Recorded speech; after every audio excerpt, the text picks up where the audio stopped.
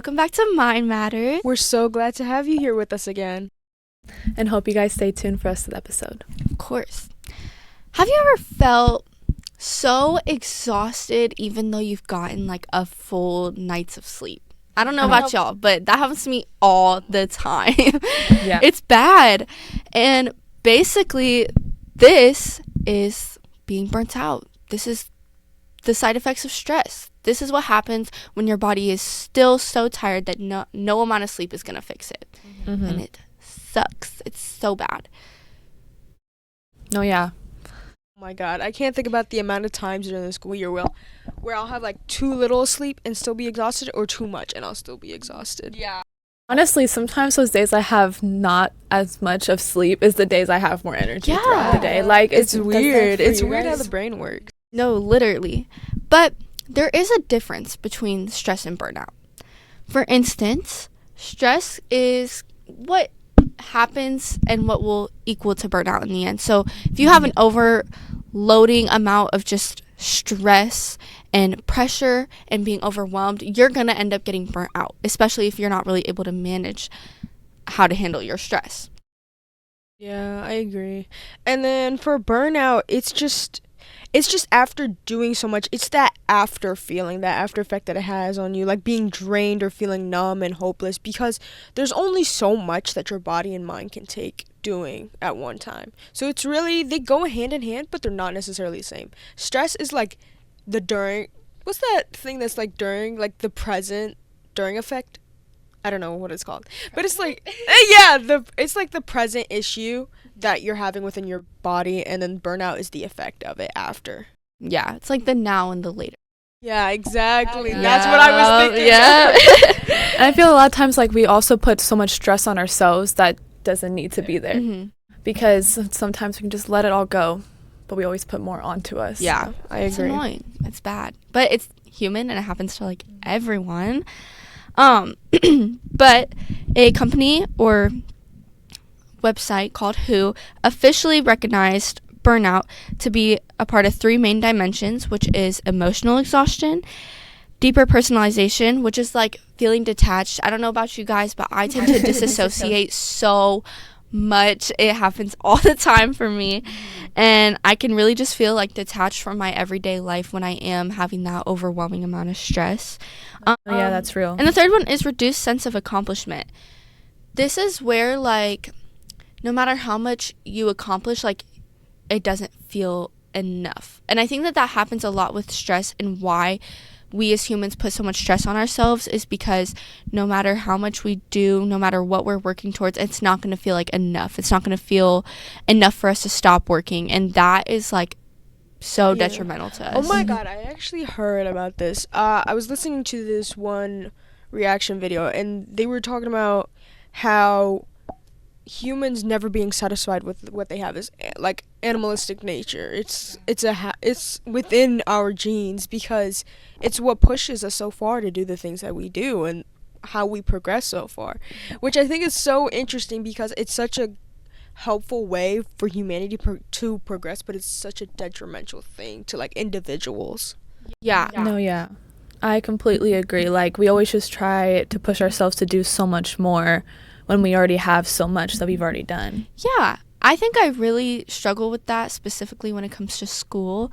So for any teenagers, students out there listening, you probably relate, because especially going into our junior year, there's so much pressure on us, and we're so stressed. I'm so stressed. I'm like terrified, like, you know, if I don't do this thing, then that's gonna not get me into college in the future. And like, really, in reality, if I take a step back and I realize that's not the case, like, and even if that is the case, like, just being okay with where you're going to end up instead of always pushing yourself to get more, I think is something that needs to be learned, but it's like so hard in reality.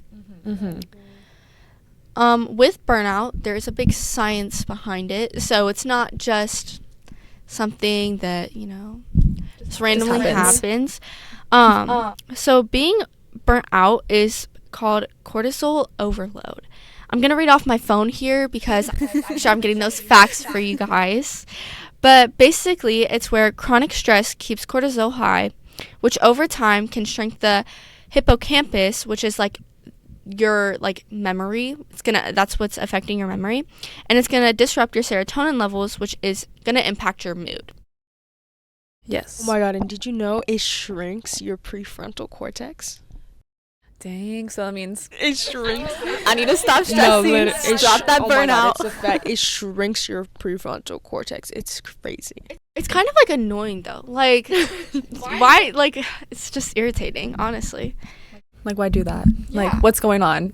Like sorry, can I be stressed without getting gosh dang. It's also gonna affect your nervous system. So when you're burnt out, your nervous system is gonna be set into like overdrive. It's not good. This will make you be put in like a constant fight or flight mode, which will wear out your body and your energy. So it's not just tiredness, being like drowsy. It's like your brain's reward system shutting down. And that's not the greatest thing to happen with your body. So being burnt out doesn't just affect your brain, it's going to affect your physical aspect too. You're not going to feel like getting up in the mornings. You're not going to feel like doing anything. And all at the same time you're battling like a constant thing in your mind of, I know I need to get up, but you just can't. Mm-hmm. And that's like the worst part of it all, in my opinion. Um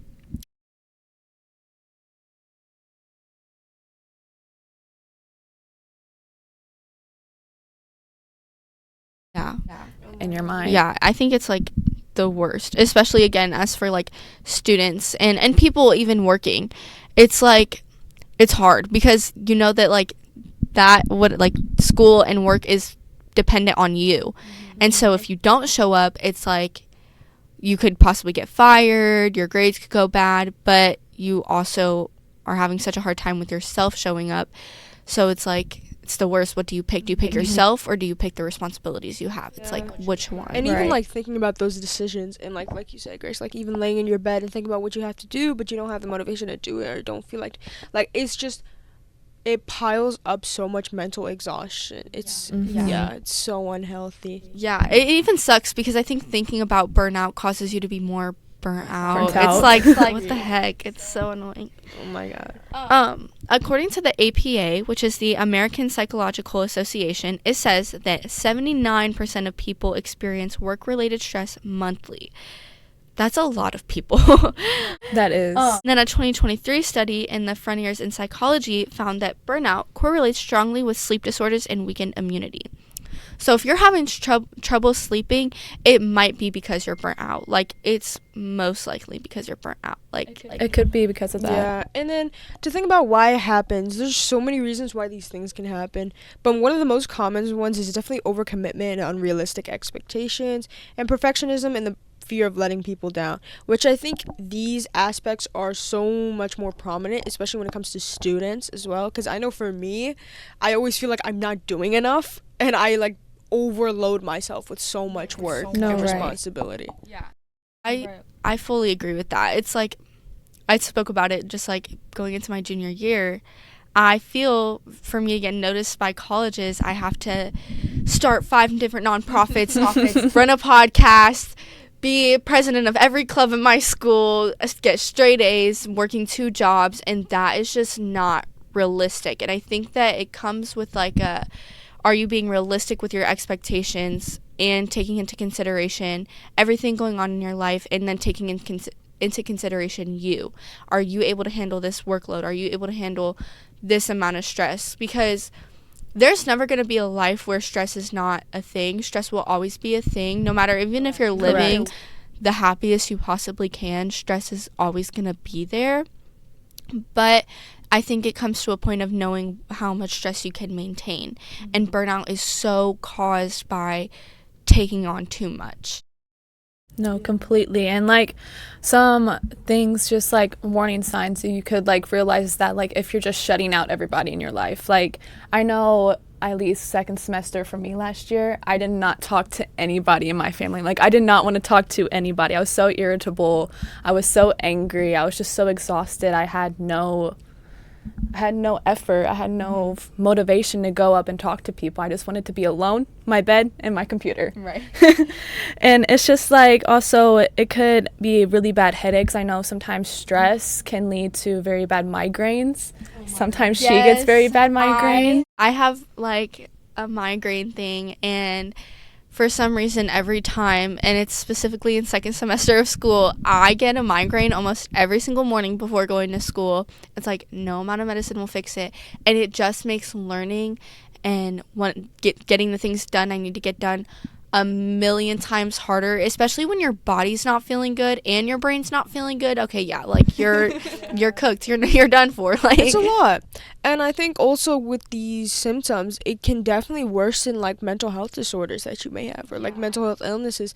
And not only that, like with these signs and symptoms, these also impact the relationships around you a lot. And I feel like for me, oh my god, y'all, second semester of sophomore year, that ruined me. Like, I would say we're all recovering from sophomore slump trauma. oh my god, it is insane. Also, like, I learned that I procrastinate so much. Yes.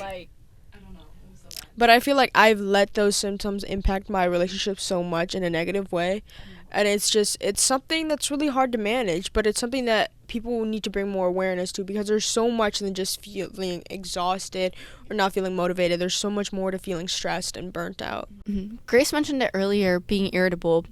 I think that, and how it affects your relationships, it's so easy to get, whenever you're burnt out or you're stressed, to get mad at other people, because it's like you're stressed by physical things, or materialistic things. For instance, if you're stressed about school, you can't necessarily take it out on school, because What school? it's not a person, it's not going to react. Take it out on your homework, rip Right, it up. like, so we tend to take it out on other people around us, and that is, I think, what is not really talked about when it comes to burnout and stress. Everyone's stressed, like we mentioned. Where does the stress go? Where should the stress go? Because, again, it's going to always be there. How do we handle it without being rude and mean to the people that you love? I know specifically for me, I tend to have attitudes sometimes. It happens. And especially when I'm stressed, and I notice that when I'm struggling with or maintaining a lot in my life, the smallest little things will set me off. Like, if I'm having a bad day because I have so much on my plate, and I drop my cup or something, I am probably going to be the rudest person for the rest of the day. Like, I have such a hard time with dealing with stress and knowing where to put it and knowing how to maintain it. So I don't know. I think that, and I know that happens to a lot of people. Yeah, recently, oh, sorry. You're good. Go ahead. Okay. Recently, I've been trying to cope with my burnout and stress by taking more breaks, because my head has always been set on 24/7 go, go, go, go, go. And I think right now, especially going into junior year, or also whatever you guys are dealing with in your lives, is to make sure you give yourself those breaks, not also just avoiding getting a distraction or anything like that. Make sure you're actually getting the break. That's what I was just going to talk about. What is the difference between coping and avoiding when it comes to these situations?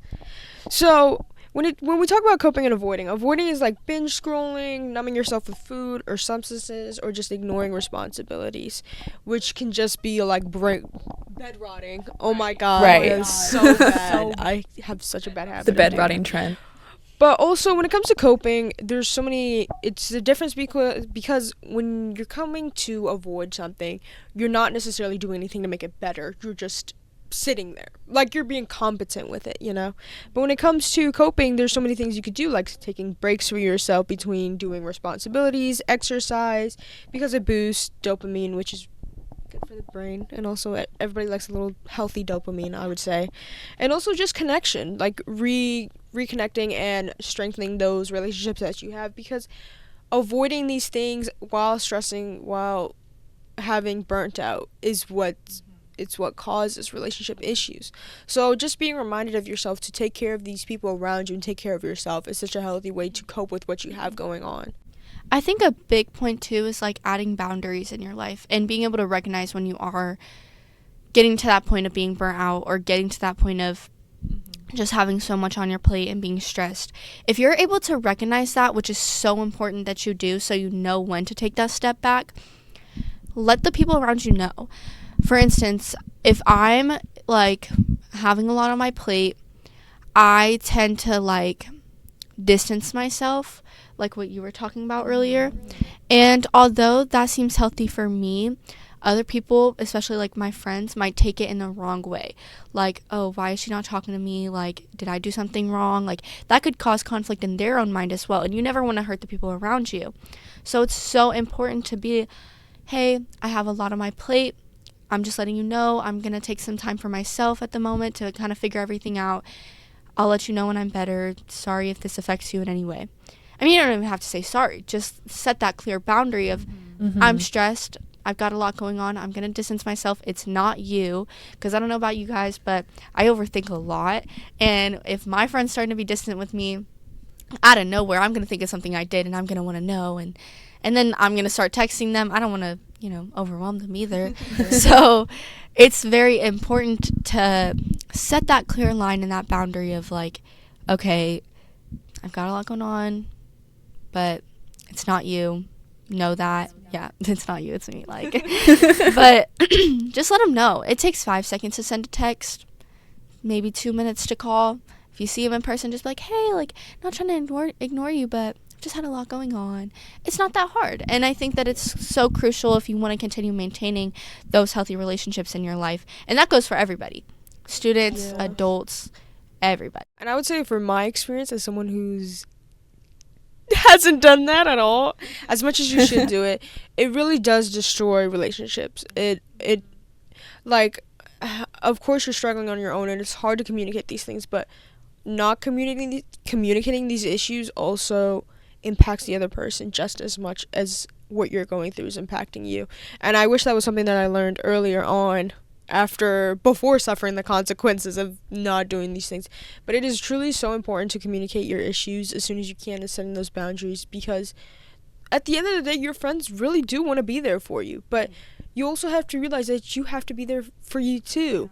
So it's important to communicate that, because I know in my experience, dealing with friendship conflicts and dealing with your own personal issues, it's so draining and so detrimental to deal with.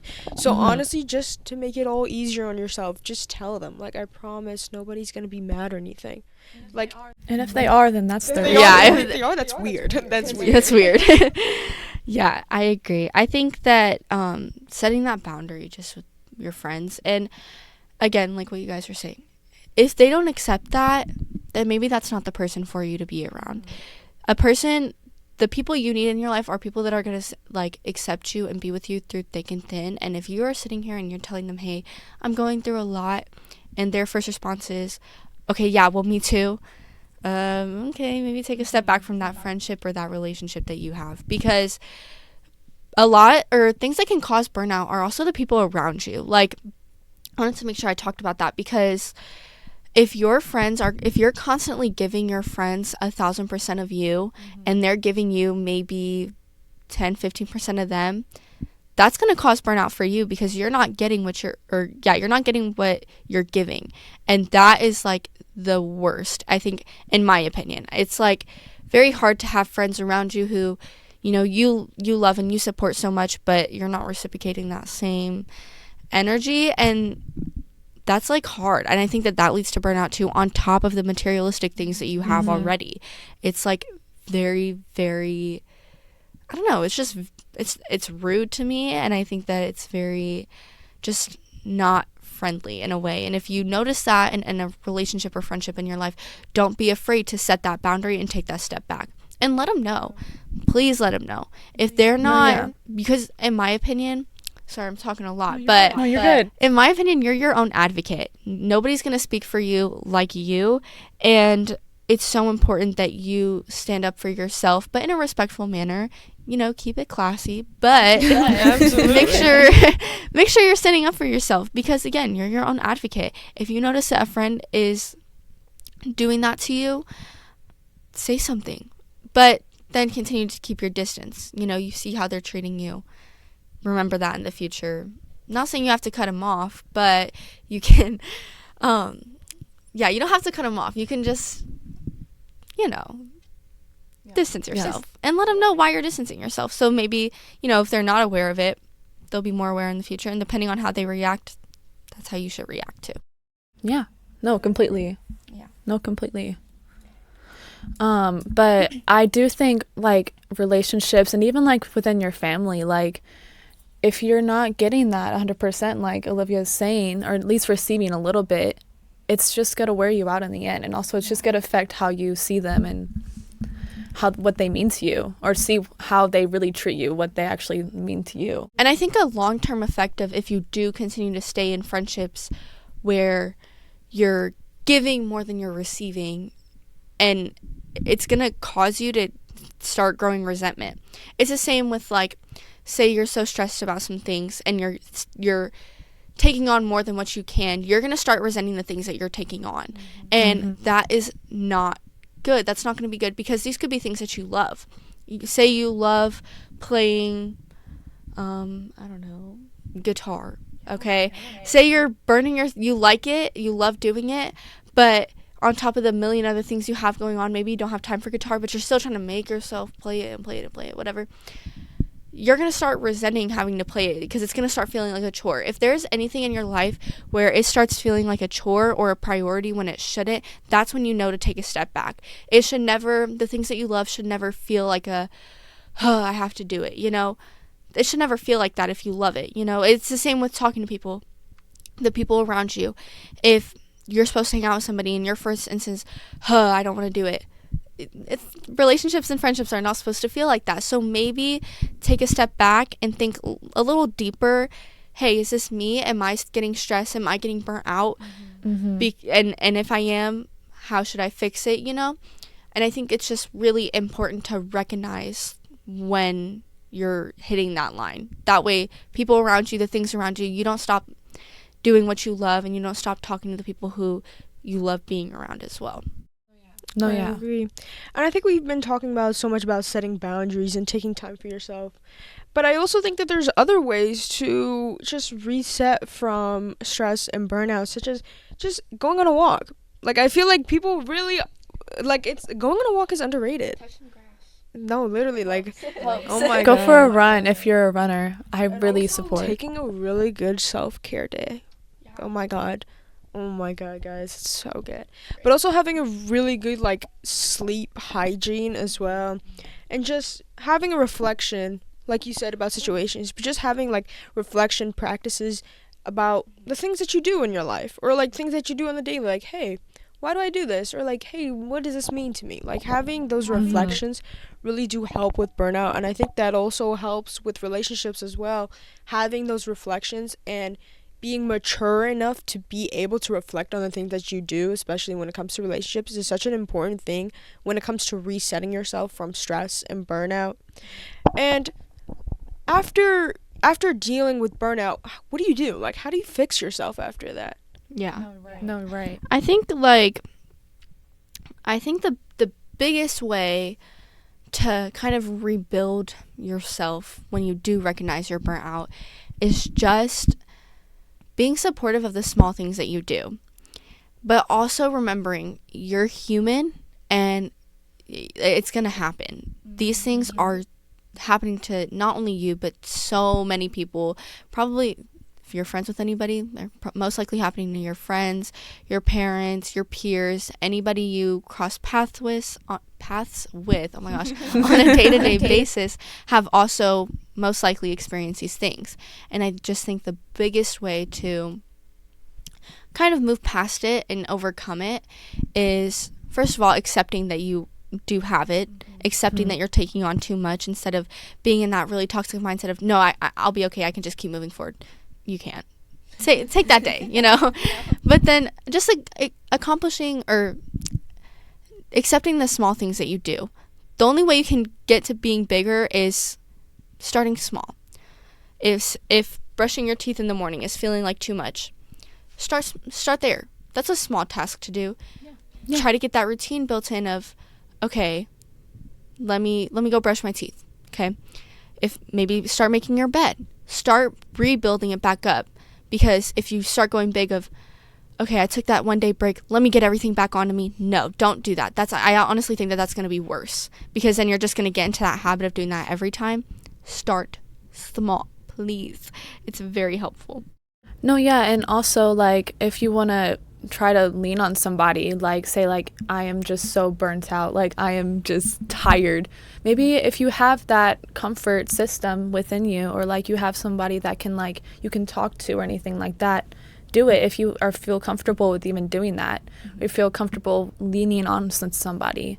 It's okay to do that. It's okay to ask for help. And I think one of the things that people struggle with the most is building a change in your life, because I think that's that's what I'm scared of. I'm definitely terrified of change. I hate it so much. But I think when it comes to these situations, change is necessary sometimes. Like, a change in your job or workload or lifestyle, or maybe even a change in your relationships. Like, at some point when it comes to rebuilding yourself, something has to change. It has to change to avoid repeating this unhealthy cycle. And I think that's something that scares a lot of people, reasonably so. I mean, change is scary, but sometimes it's necessary and it's what we need. I think a big part of it as well is like what's filling your cup. You're a person. What is fitting you, what is not, and recognizing that, and then again setting those boundaries of, okay, this isn't really fitting with me anymore. This isn't really resonating with me anymore. Let me take a step back. That's okay. But the only way to accept that change and let that change happen is if you're maybe taking the things out of your life that aren't filling you anymore. Yeah. I think that it's really important to the process, and it's the only thing that's going to make you get even further in the future and be better and not repeat that same burnout cycle again. No, 100% completely. Like, recently I've been struggling with putting on keeping softball or not keeping softball because of how much of commitment I have to make to both. And it's just change is a very hard thing to do for anybody, I feel like. Because you've done it, like, your whole life. Like if you've done something your whole life, then it's just like, what am I without it, But maybe sometimes it can be like the best decision for you. Just it's whatever you feel like you need during that time. I definitely struggled with the same thing. My freshman year, I played volleyball for going on to 5 years at that point, and I was pretty okay at it. Yeah. And I was on the JV team as a freshman, really cool. I ended up spraining my ankle halfway through the season, and I had that like kind of sports burnout where it's like, okay, wait a sec, I have this ankle injury, I can't play, and it kind of made me realize, like, do I even want to continue playing? Then I had a really tragic thing happen in my life where I had to get a job, and I was like, do I pick my job or do I pick my sport? And I wanted to still be a teenager, so I wanted to pick my sport, but due to circumstances I had to pick my job. I could not pick the sport that I loved. And learning to, like, change is gonna be thrown at you sometimes, whether you want to accept it or not. Like, it's gonna happen whether you're welcoming it with a big hug or you're like, okay, no, like, it's gonna happen. And I think that learning to accept it and embracing change is gonna kind of help you not reach that burnout in the future. It's not gonna, because change can be known as like stress, but it doesn't have to be. Change is okay. Change is gonna happen, and if you accept it and embrace it and kind of look for the good things, then I think that's gonna help you in the future as well. I agree. And I think for me, more so it was within my relationships rather than decision making, because recently, I would say a couple months ago, I had a really bad falling out with some of the most closest people in my life. And it was really because I didn't have regulation within myself. I was so stressed and burnt out, and I had so much going on, and I made so many impulsive decisions, and having all of these things on top of, like, the mental health issues that I was having during that time, I did not provide my friendships with what they needed. Like what you mentioned before, Grace, like you have to give back what you're given. Like, you can't just be a give and take type of thing. But for me in that situation, I took so much from the people that I loved the most. And I think that is something that I regret deep down so much. And now I think it's just a mental battle between, do I reach out again and and have the risk of repeating the cycle, or should I just really let it go and move forward from that? So it's really just like, what decision really shows my growth? What decision shows that I regret what I did and I'm truly sorry of what I did? So I think it's just having all these things on top of you. It's really just more so, what really proves my growth? What really proves that I've matured? Because in this situation I've repeated this cycle so many times. It's really bad. And I think now, as I've gotten older and more mature and been around so many different groups of people, it's a really different change in growth. It's different. It makes you feel different. So I think having the stress and burnout and so many piles on and having it affect your relationships, for me, it's more of a matter on what decision really shows my growth, And I think that's such a weird thing to say, yeah. but it's something that people don't really talk about. Yeah. No, 100% completely. Yeah. Like, you ate that up. Do you have any other thoughts on this topic? I mean, I think it's really just make sure you're prioritizing you first before others and before other materialistic things. Like, if you feel like you are just so overwhelmed, take that step back. Yeah. Take that step back. Like, don't be afraid that I'm going to fall behind if I take a step back. I'm afraid that my responsibilities, I have to take care of these people. I can't take a step back. Yeah. Well, and the hard truth is that, yeah, those responsibilities might go bad if you take a step back, but that's okay. You have to choose you, and that is the most important thing of all, because if you're not full with yourself, if you're not whole with yourself, nothing else in your life is going to be whole either, and that's just how it is. And I think that being, fulfilled and whole with yourself is going to allow you to put more energy into the stuff that you want. If you're burnt out and if you're stressed and if you're exhausted, you're not able to do that. So focus on yourself. I think one of the biggest things that you can take away from this episode is that rest is not earned. It's essential. So please take care of yourself and learn when to step back from situations. Yeah. Yeah. Prioritize yourself, man. Yeah. It's important.